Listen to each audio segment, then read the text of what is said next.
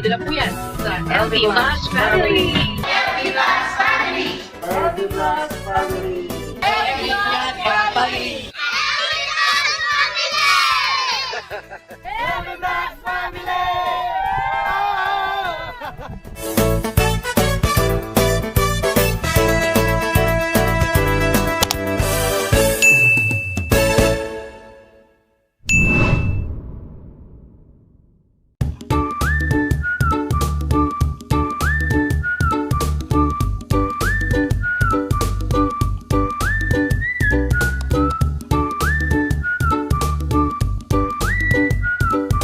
Ba ako hindi mo na rin masyadong iniisip na mapagamot si nanay mo?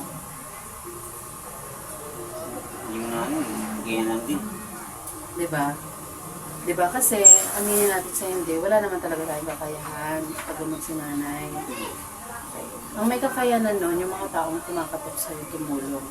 Or, lalapit tayo sa DSWD, no? Papayagan mo ng madala ang nanay mo sa DSWD, pati ikaw tutulungan ka ng DSWD.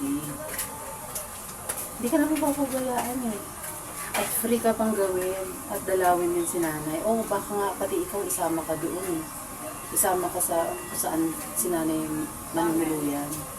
Kasi naiintindihan naman nila na si nanay emotional.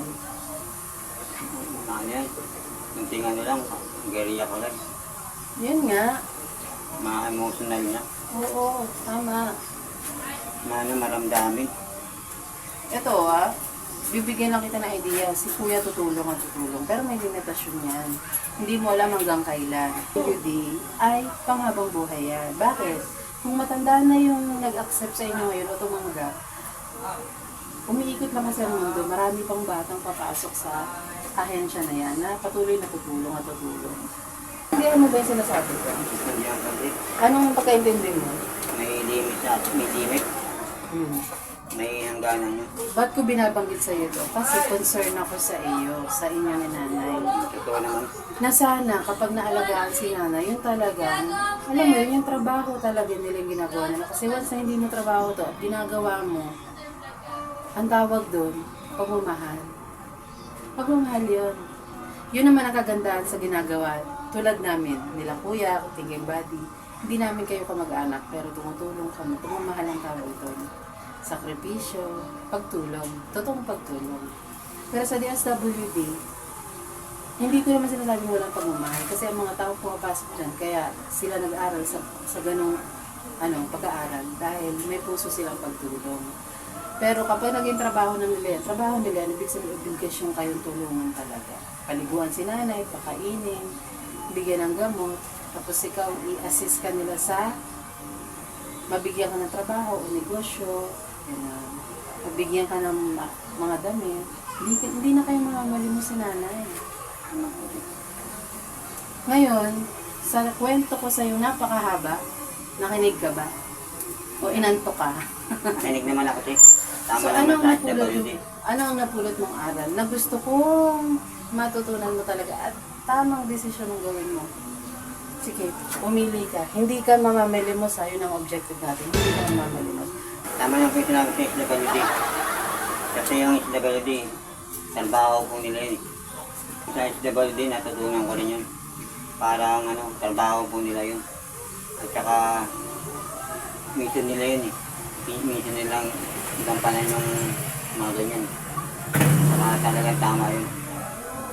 Kasi yung pagtulong yun, yun, talagang kaya tinawag SWD. Para talaga sa sa mga tao yun. Yung natutunan ko sa SWD. Hindi lang ako pumapayag. Kasi feeling namin kasi dito sa SWD, parang kami magiging malaya doon. Parang, hindi katulad sa lugar po namin. Parang sa ka magpunta, walang bawa. Walang pumipili. Parang sarili mo lang sinusunod mo. Pinakikinggan mo. Para kung saan ka pupunta, kung saan ka nandun, doon ka. Kasi doon, may kasi doon eh. Parang may payo, may salita, may utos. Parang may kabutihan na ginagawa sa tao. Parang ayaw po namin ganun style. Parang ganun kami ni mama. Kaya ganun nahihirapan kami pumasok. Ikaw ko parang maganda rin kasi doon. Yung sinabi mo na ganun. May mahalagaan ka. Hindi kami Papahalagaan. Oo, papahalagaan ka talaga doon. Sa kasada, wala eh. Tama. Walang gagawa. Lahat ng binayarang buwis ng mga tao, isa sa mga nakakatanggap ng blessing ng DSWD. Ibig sabihin, hindi mawawala ng blessing ng DSWD. Parang napapanig ko rin sa mga TV yan. Na pag ako sa TV, makikita ko yung mga yan. May kailangan ba kayong bayaran? Pag pumayag ka, wala. Parang wala talaga. Wala talaga. Kayo pa nga ang bibigyan ng tulong. Pagkain, gamot, tirahan. Kasi hindi tirahan na solo mo lang ha. May mga kasama din. Kasi mga pasyente din yung mga yan eh. Nakita ko na ngayon. Oo, mga wala ring pamilya. Wala ring matakbuhan. Mga tulad nyo din, mga ano. Kaya, ano lang ba ang hinihiling sa'yo ng DSWD? Makipag-cooperate. Makipagsanib pwersa ka. Hindi no? Kung ano yung patakaran nila sa loob na hindi naman nakakasakal, kundi para din sa inyo. Tatanggapin mo yon. Bibigyan kita ng pagkain. Tatanggapin mo. Ito ang gamot. Tatanggapin mo. Ito ang bahay. Tatanggapin mo. Ito yung pangnegosyo mo. Tanggapin mo. Diba? Ito ang trabaho para sa'yo. Para may konti kang pinagkakantaan dahil binata ka. 36, 37. 37 na ata. 37 na ata. 37 na ata si Kuya Jonathan. At, syempre, kailangan mo ng sariling pera. Diba? Gusto mo rin mabilan si nanay ng pasalubong. Pag dinalaw mo siya sa DSWD, mabihisan mo, bili ka bagong sapatos. Narinig ko, pumunta ka ng SM para maglaro. Dati yung maliit pa yun. Oo. Yung may pa-stroke mama ko. Oo. Naglaro nga ako dun. Kapag may sarili ka ng pera, pwede ka pumunta ng SM. Para pinibilis mo. Pero hindi na nakapunta rin. Tagal na sobra. Kasi ano, lagi na ako nandiyan. Oo. Meanwhile, Sinungaling ka daw kasi. Ako na nga sabi, hindi ko ginagawa. Tsaka, pero yung kuya ko hindi sinamaling. Pati ako. Oo. Inom ka muna. Inom tayo muna, kuya. Hindi may dumarating na pera. Tsaka yung dapat yung poster ko dapat, bumalik na sa inyo. Yung si Mama Summer, at saka si Ma'am G. Sabi ko naman sa'yo, ang sponsor, walang nagmamayari niyan. Kundi, sila ay kusang loob na tumutulong, kusang loob, according sa kakayanan. Sa kakayanan at pagkukusa. So, nasa sa kanila. Kung tutulungan ka pa nila uli, o kung kailan, di natin alam. Nasa sa kanila yun. Si Buwan nagpapadala yun. Hindi ko masasagot yan. Pero kung ano yung ipapadala nila, check yun na papaabot sa inyo. Kung hindi man, nagkaroon ng absent this month, halimbawa lang, nasa sponsor po yun. Wala po sa nagbablog. Opo, irerespeto mo yung sinasabi ko kasi yun lang naman ang totoo. Anong ibibigay sa'yo ng nag-vlog, for example, na kung wala namang ipinaabot yung Mama G, tsaka sila sa kanya. Mag-ina po yun eh. O, shoutout natin sila. Shoutout po, Mama G, at saka kay Summer po. Kamusta na po kayo? Tama to Ma'am G, Ma'am Summer. Kusang loob. Kusang loob. Pagkukusan nila, hindi natin pwedeng hingin. Or parang alam niyo yung, magpadala kayo. No, wala tayong karapatan doon. Sila ang magkukusa na base sa kanilang kakayahan. Tsaka te, Pag nagbigay, maging mapagpasalamat. Pag hindi nagbigay, huwag mong gaganunin. Mali yan. Mali. Kasi, bakit ganun? kasi hindi natin alam baka may nangyayari din sa kanila ngayon. Malayo sila, di ba? sa Amerika. Hindi natin alam ano ang nangyayari sa kanila. Ayos ba o hindi? Sana ayos lang. Pero maging mapagpasalamat. Hindi na ako, Salamat. hindi na ako maasa. Wala na eh. Wala na. Saka ano, yung matagal-tagal pa naman eh, yung nandito si Kuya Renji, tapos naisip kita, yung cellphone ko sa Facebook. Pag ako nanonood ng Facebook, nag-hang agad. Hindi ko na mapanood yung Facebook na yung parang may ibang mga nakakatawa. Pati yung TikTok ko nag-hang din. Pero yung TikTok ka YouTube, na? yung YouTube ko, hindi pati kantahan. Yung dalawa lang yung Facebook tsaka yung TikTok, nag-hang siya. Baka naman sira na yung phone mo, hindi ka? Hindi, buo pa to, remote eh. Pero YouTube mo okay pa? Okay yung ano lang, Facebook ko eh. Tagal ko nasabi sana sa'yo, yung nasabi.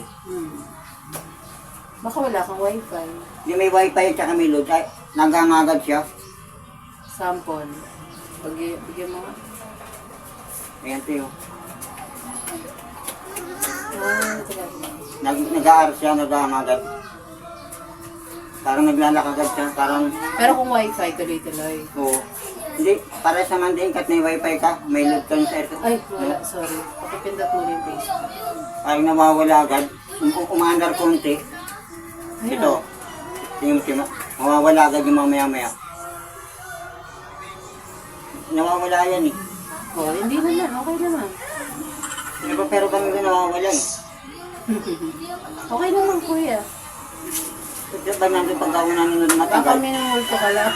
Nawawala. Silipin mo si nanay. Saglit. Ulitin mo. Tawagin mo mama. Okay. Pagturuan ka ng tama, sumunod. Ma! Ayos ka lang? Ayos ka lang, ma? Ayos ka lang? Ayos lang sa mama? Yan ma. Sabi ko gano'n yan. Uy. Inang Masaya si mama mo. Narinig niya tawag ng mama. Hindi Yan yung talaga. tumanda na kayo. Hinoyin mo na lang. Di siya sana. Kasi nung ginaganon ko doon, sabi ko, uy, ganda na pag naano. Sinasabi Bigyan ko. mo nga si nanay ng pagkain sa iyo.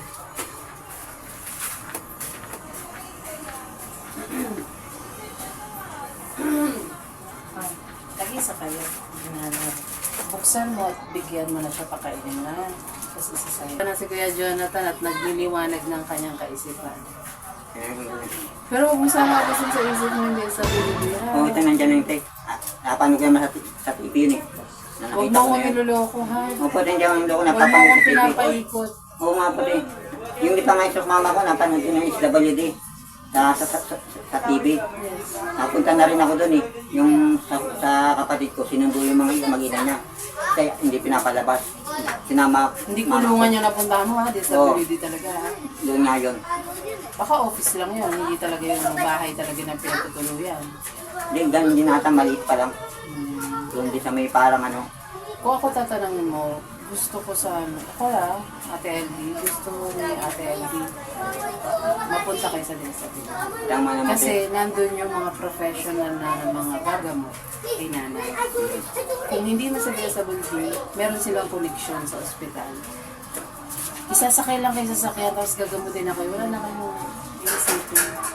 Wala kayong ID, tutulungan din kayo. Tutulungan kayo. Hindi yung nagbabahay ba? Sinama nagkakawa. Silipin mo muna.